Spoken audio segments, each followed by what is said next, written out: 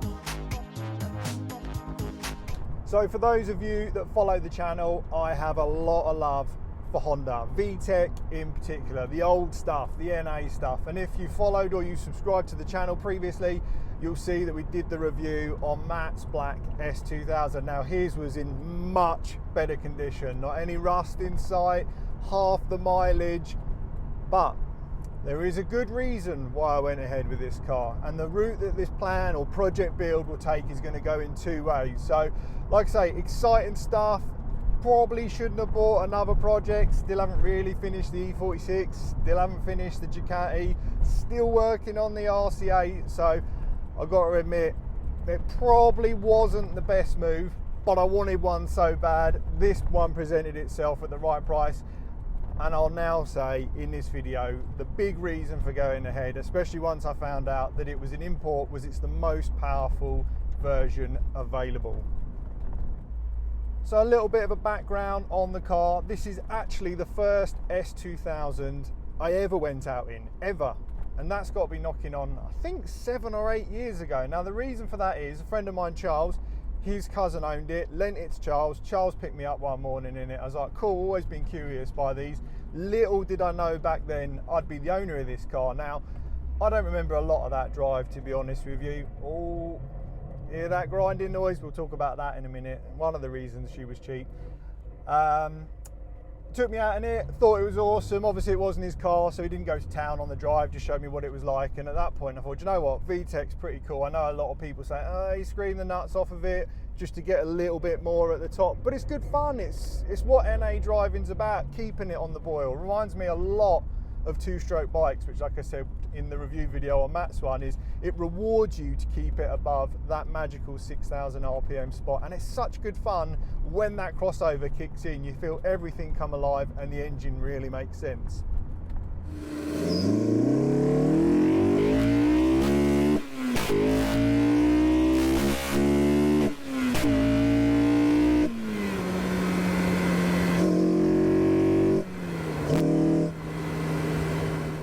So we was down at Cafe in the Machine a couple of weeks ago. Friend Adam lent me and Matt the Focus ST Estate. Nice enough car if you wanted a daily, but drove there, had breakfast, And Charles met us there in his little project car as well, and he said, look, anyone in the market for an S2000 at the moment? My cousin's selling his. And I was like, I want one, but should I be buying any more projects? I'm running out of space, still haven't finished the garage. But then the details started flowing. It was going to be very cheap. It was a JDM model, which is what this is imported from Japan. So it's the higher compression than the UK model. It's an AP1, so my favourite shape out of them. And I said, yeah, go on, send us over some pictures. And I said to him, do you know what? I'll take it. I'm probably going to leave it for a little while until it's finished, but I'll take it. And I say this weekend, Matt kind of gave me a lift down and we picked the car up. So when we got there, he was honest with us. He said, look, car needs some love. Mechanically, engine and boxes sound, but it's got some rust. And when he last used it, I think it was like December time, he said, rear brake seized on, I'd personally get it trailered back. Now, the only good thing to come out of COVID at all this year is that we all got the 6-month extension. So guess who still had a ticket on her? Well, it's questionable how good it is at the moment. I'd say engine and gearbox is fantastic. It works straight clean through the VTEC. There is some rust in the arches. It does, like I say, need a little bit of bodywork, TLC. There's something floating around in the back suspension wise. It feels tight, but there's something there that's not right. So it's going to need bushes all round, probably going to need new suspension. It's got old tyres on it. It's a lot like when I bought the Clio 172 Cup. I saw the potential, but I knew it was going to take time to get it right. So that's what I want to do. I do want to get this thing saved, and it has done 152,000 miles. Doesn't smoke out the back. When we pulled the dipstick, Lewis, previous owner, had obviously done regular maintenance on it because the engine sounds sweet. I've got an engine management light on. We checked it yesterday, secondary air pump. Got an airbag light on as well. But like I said in the review on Matt's video, need to get rid of the seats because I feel really high, which is disappointing. I don't feel massively supportive. The steering wheel could do with coming out a little bit, but from what I gather, it's non-adjustable because my legs are literally on the dashboard. But I think if I turn this into a rear-wheel drive version of the Clio, so stripped out, no roof, it's a good taster for what Lotus or Westfield life is going to be for me down the line. Now, the thing to keep in mind with this build is I also bought it that if the shell is not savable, so it's far too gone with the rust, it's just had its time, I will put the engine and gearbox in a Westfield. Oh, I don't know whether the mic's picking that up. Jesus. So when we picked it up, the rear caliper was binding a little bit. I think it's safe to say whatever pad was left 150 miles later is gone. So when I was speaking to Lewis, the owner, he said obviously the bodywork needs some TLC, there is some rust, rear brakes need addressing, but he did say that it'd just been used as a daily car to take him and his dog to the beach, so the inside had been massively neglected. Now you can see that in the intro video, it was pretty bad in here, but thankfully a little bit of TLC. We went over to Matt's, got the snow foam on it, blew half of Weymouth out the arches, it seemed, as sand all over his driveway, which he wasn't best pleased about. It was looking a little bit better, got it home, cleaned all the interior because, like I say, it needed a little bit of love in here. And do you know what? It actually feels like a really nice place to be now. It actually feels really good inside. And obviously the basics are going to be bushes all round. We're going to do the oils all round, so engine, gearbox, diff, because I think it's been a while since it's had that sort of TLC, but the oil in the engine did look clean when I did the dipstick. And I think there's an option, potentially, that I could run a wide boy fender kit on it, like it's like a, I think it's like a fiberglass thing, because the problem is I don't want to plough a lot of money into this if it's not going to be worth it. Like I say, because the engine and gearbox are the peach that I'll put into a Westfield or some sort of kit car, because 247 brake in one of those would be absolutely mental. And ultimately,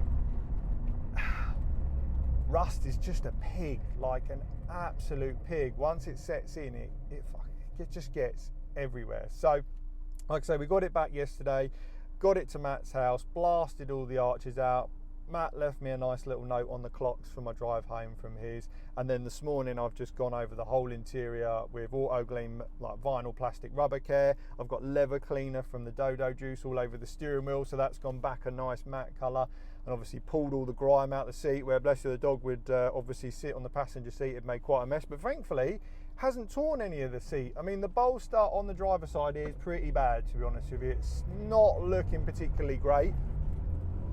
Project Car life, these seats are going anyway. They're not worth a lot of money, so do I build an office chair with them? I say that with every seat I pull out of a car, but to be honest with you, I'll probably just put them on the bay. The big thing is going to be the hardtop. For me, I want it gone. I want the convertible roof out. Lewis said it leaks. I want the hardtop off, so the hardtop will be for sale with all the fitting kit, and I'm just going to run it as an open top racer. And now that can only really happen when the garage is built, because an open top car left outside in the UK, not the best move. So it's going to be pretty cool. I think once it's all done, obviously I don't really know what the use is for it. I don't really drive the Clio, which I built to take on track. I don't really drive the E46 M3, but I just love collecting this stuff, and the old stuff is gold. So stay with us on the video. Like I say, I'll go into a bit more detail about the plans and obviously some more shots of the bodywork. Say, gearbox feels tight. Oh, chassis is a bit questionable.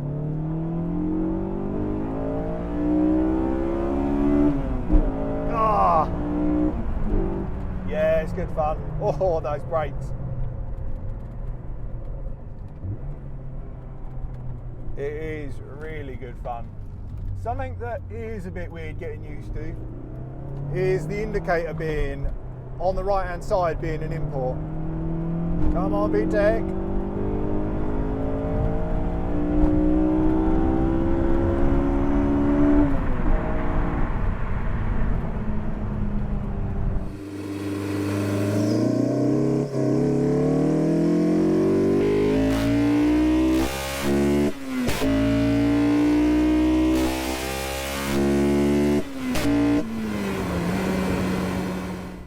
Something else I should probably mention as well, for those of you in the market yourselves for an S2000, is if you do buy the import, like we mentioned in the video with Matt's, is you do get another 10 horsepower from the import, slightly higher compression, but things like the indicator on the wrong side. So the first drive out of Weymouth, went to turn right, wiper blades come on. So things like that are obviously a little bit different.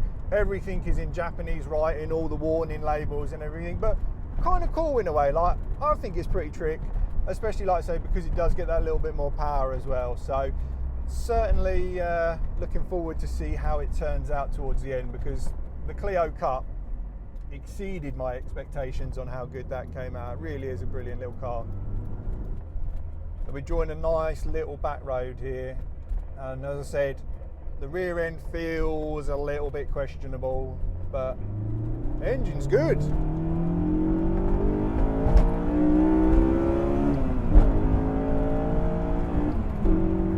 Yeah, engine is spot on. Oh, little bit of float there mid-bend, not particularly reassuring, but again, bushes, old dampers, budget tyres, many factors into why it's not a little beast in the corners. But it's not to say there's no reason it won't be. Oh, that rear disc, this is definitely the last drive I've pulled out. Oh man, the mother of all lorries has just pulled out of this road. Twin trailered. Oh, 4 hours later.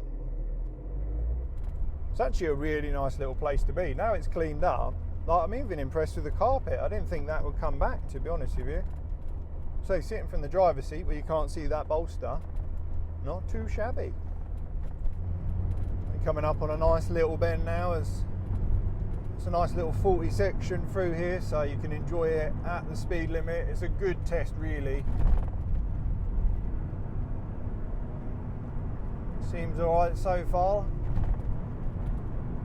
Now I know on other vehicles I can push a lot harder through here, but the mixture of the unknown, not really pushing the limits of the vehicle previously. Yeah, it feels alright. There's definitely something in the bum that feels a little bit questionable.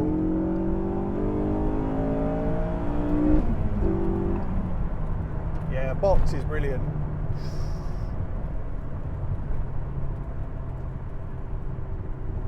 This is when I'm happy to have a manual over a DCT, SMG, DSG, PDK, when it is a proper manual.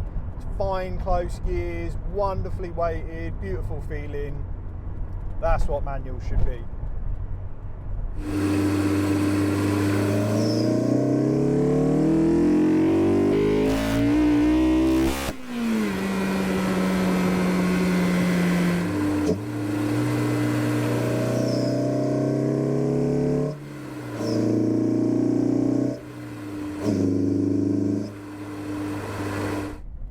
Hope you guys enjoyed the intro to Project S2000. I've got some pretty exciting stuff planned. I mean, I don't want to, like I say, plough the money into it like I've done with the E46, because that project is getting a little bit out of hand budget-wise. But I have got some pretty cool ideas. I think there's going to be a good way of modifying the OEM airbox, and I've seen people who sort of de-gut the inside, get a little bit more intake, but I'm confident, without spending a lot of money, I can build a pretty sweet airbox for this, getting a good note. I don't think it'll be any more powerful than the standard, but I think like there's improvement for the cold air intake, because it almost sits on the radiator, and get a nice feed up there, get a nice induction note from an idea that I've seen on motorbikes in the past. So it'll be pretty exciting to see what we can put together. So yeah, if you enjoyed the video, or you can stand my voice, make sure you give the channel a like and a subscribe, and I'll see you guys on the next one.